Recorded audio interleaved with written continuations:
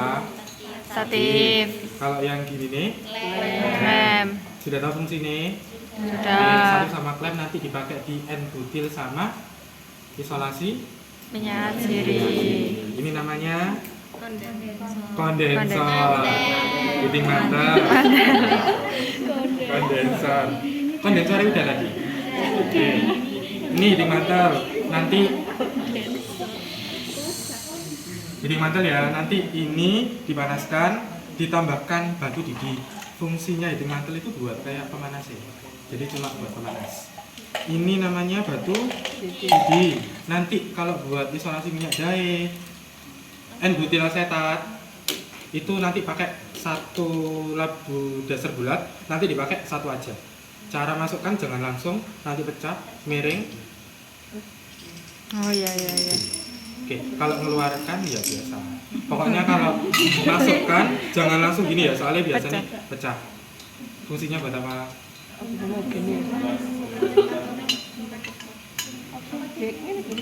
Batu didih menghantarkan panas. bukan deh, wes.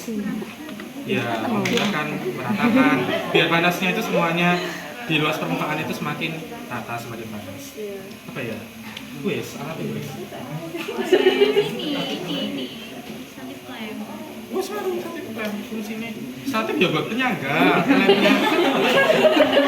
Sini sih.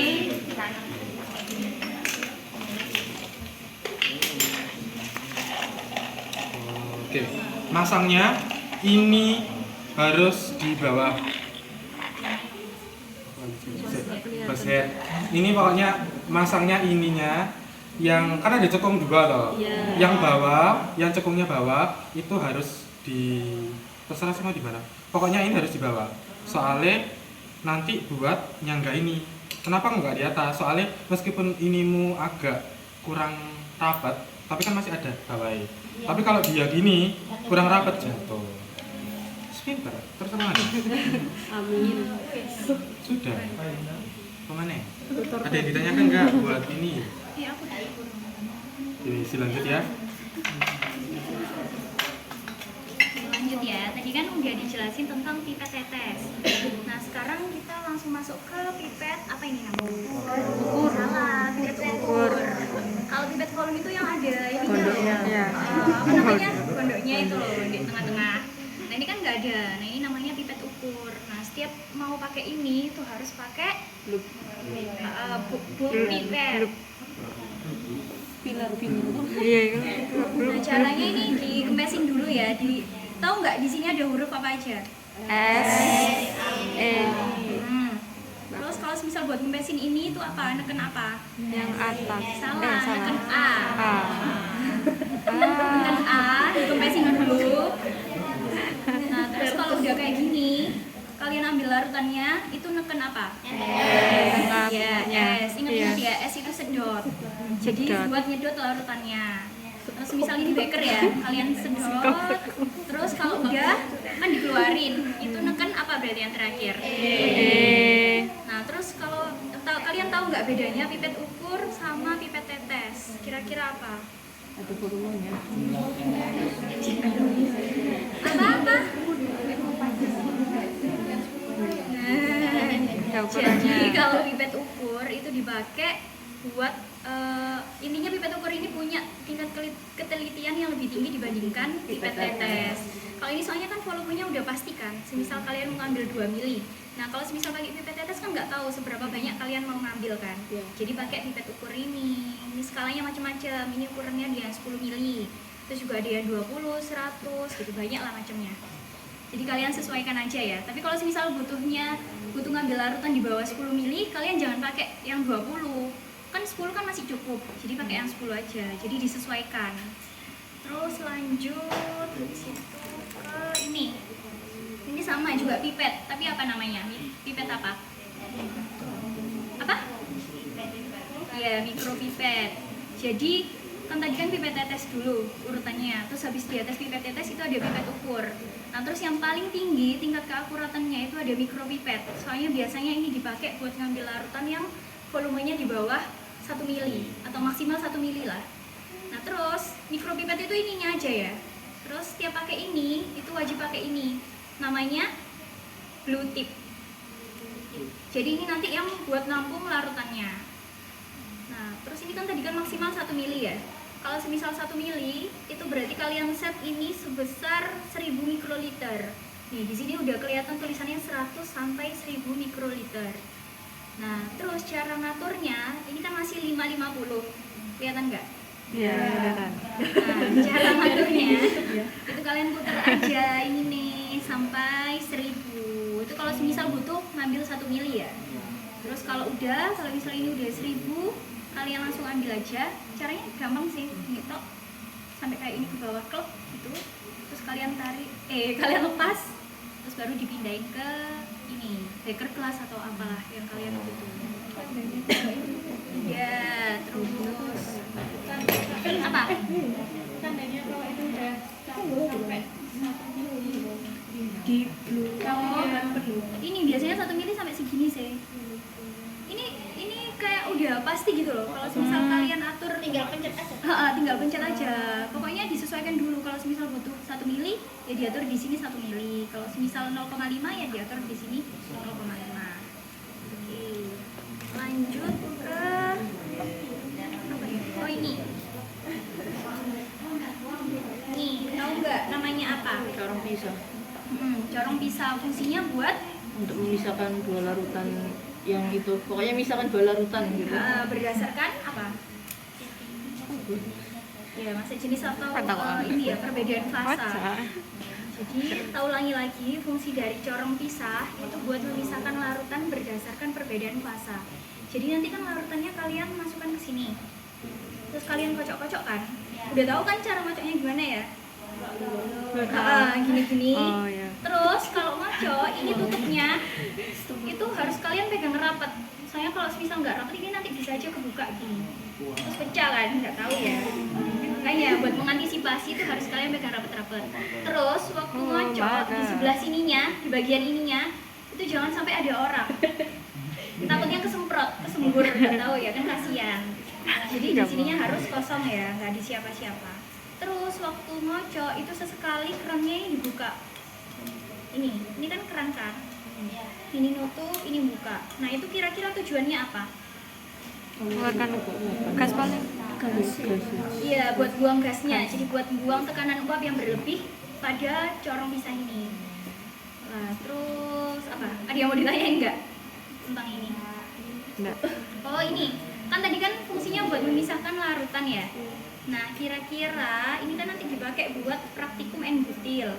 Nah kira-kira nanti dia itu kan enggak gini kan kepisah 2 fasa kan. Iya. Nah kira-kira yang fase atas itu apa, yang fase bawah itu apa? Yang bawah ya solid. Minyak Minyak. Apa? kayak bisa air apa minyak biasa itu kayak minyak Nggak ada yang tahu. Mbah. di luar kendaliku. Di luar kendaliku. Jadi setelah dikocok kan kepisah jadi 2 fase. Nah yang bawah itu fase air, yang atas itu fase organik. Nah terus nanti yang kalian pakai buat praktikum itu kira-kira fase apa? Fase organik. Nah, Organik. jadi nanti fase airnya kalian keluarin dulu kan di bawah tuh. Kalian keluarin, taruh di beker glass atau di mana, itu disimpan, terus lanjut ke ini yang fase organik itu. Nah terus kira-kira kenapa kok fase air itu ada di bawah, kok nggak di atas? Masa jenis air Oh, lebih iya. besar daripada fase organiknya. Makanya fase air itu ada di bawah. Oke, udah paham ya? Insyaallah. Terus lanjut ke ini sekarang. Apa ini? Pompa.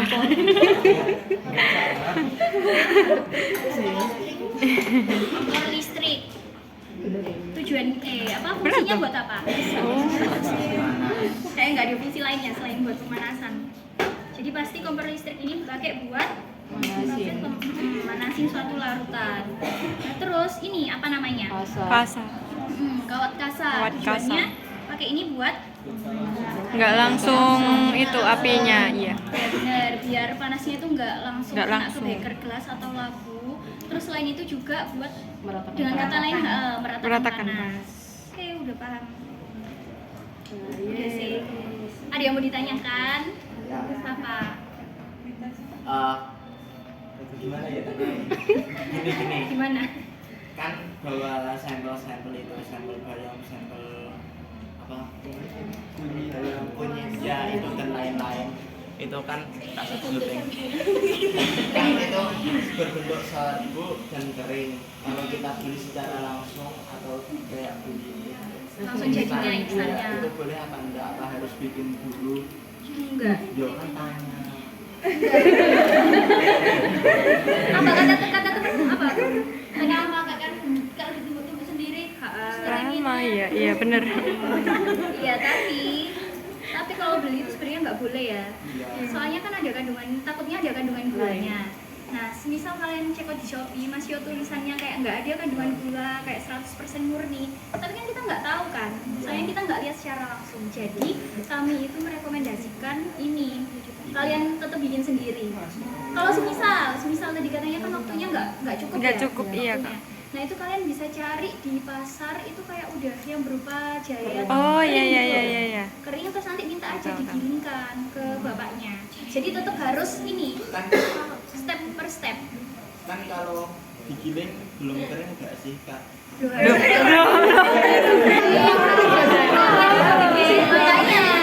Harus kan jelas. Makanya belinya udah harus yang kering. Kalau misal kalian yakin dengan panasnya matahari ini yang di Surabaya ini, Ya, nggak apa-apa. Kalian nanti habis ini setelah pengenalan alat pulang langsung ngerjain ngeringin ya nggak apa-apa. Terserah. Pasar soalnya nanti kan waktu ACC kan ke dosen. Iya. Nanti kan waktu ACC kan ke dosen. Nah itu pengalaman sebelumnya itu kayak nggak boleh gitu loh kalau misal beli instan. Jadi antisipasi aja ya sebelum Iya, Kak. kena Hmm. bikin aja. Pak aku izin nanya. Astagfirullah. Tanya ya Kak ya. Iya deh ya. Kayak aku bisa Kan itu kan direkam. kayak ada sampel-sampel keringnya itu semua kan Kak. Nah, dulu waktu Kakak itu caranya gimana? Apa? Cara Pas praktikum ini. enggak. Cara bikin sampelnya gimana? Apa kayak kalau sampel bayamnya diulek-ulek sampai paham nggak? Kan bawa 3 toh. Yang buat praktikum ini kan bayam, kunyit, gambir itu tinggal Pakai tak maskeran. tahu gambir. Tahu. Yang bagi kunyit. Karo. Ngiring. Iya. Sudah bentuk kering, tinggal kamu tumbuk tok atau palu atau digembok bisa.